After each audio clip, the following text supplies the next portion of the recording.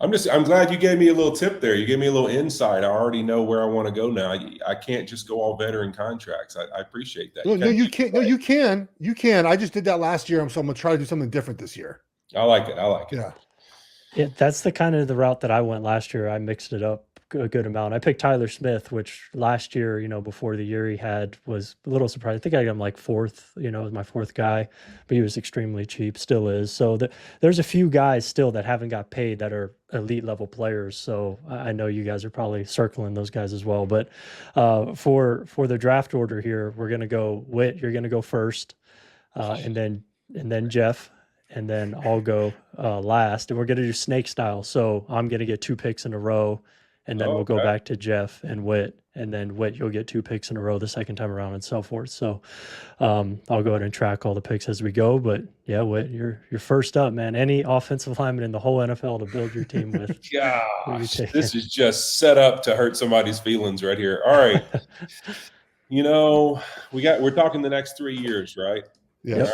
If we're going the next 3 years, only because I just saw this big fella at Jared Goff's wedding, and gosh, he's built like an athlete. He's not built like a lineman. I'll just say it that way. You know what? I'm going to go Penei Sewell. I got to. I have to do it. You took understandable. You took my 1A just like that, with the Oregon shirt on and everything. I got him. I think I got him last year, like second round. I was pumped about it. This was my second pick. I was super excited to get Penei. Dude, he's 23, Whit. Like, he's only 23. It's wild. Just seeing him in person too. He cracks me up. He's not one of these guys that you go, oh man, it's just the behemoth, just massive guy. He's more built. I mean, God, he looks like somebody who, if you took some weight off of him, he could play into D-line. I mean, he looks like a freak athlete, much less his ability to stay in front of people and pass protect and everything else, man.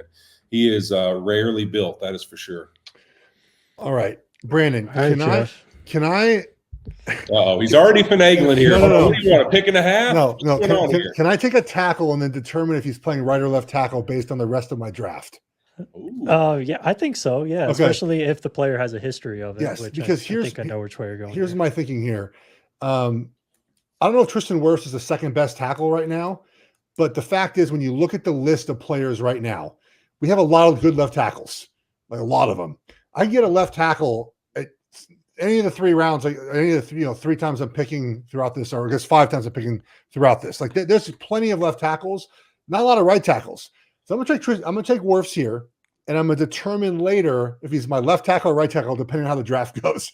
So I feel like I have some position flexibility here with Wirfs. We know he can play right tackle. We know he can play left tackle. We were talking on text there. He's probably due next for the big deal, right, Thorn? He's next up for like the monster, nearly $30 million a year, probably type of player. Yep. So I'm gonna probably pencil him in at right tackle for now, moving back over there, and just see how my draft goes.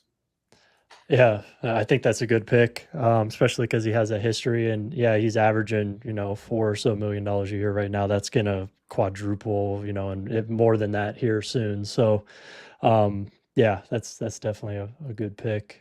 So, all right, I'm up, and I'm going to get 2 picks here back to back. So that kind of changes. I'm interested in your strategy here with back-to-back picks. I want to see where you're going.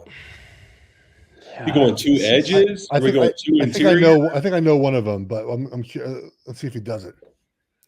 Yeah, I'm gonna probably solidify one side of my line here. And this first pick, I'm gonna go ahead and get a premier left tackle in the league, and I'm gonna get Laremy Tunsil.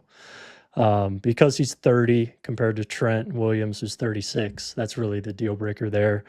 So 6 years younger, still got a lot of his prime left, hopefully. So get my left tackle, and then left guard, I'm going to go ahead and get Tyler Smith, who is just a couple years into his rookie deal, 23 years old. He's going to be, really affordable and great value for a while. So that's going to be my left side, just going forward. I feel really good about that. So Tunsil and Tyler Smith for me.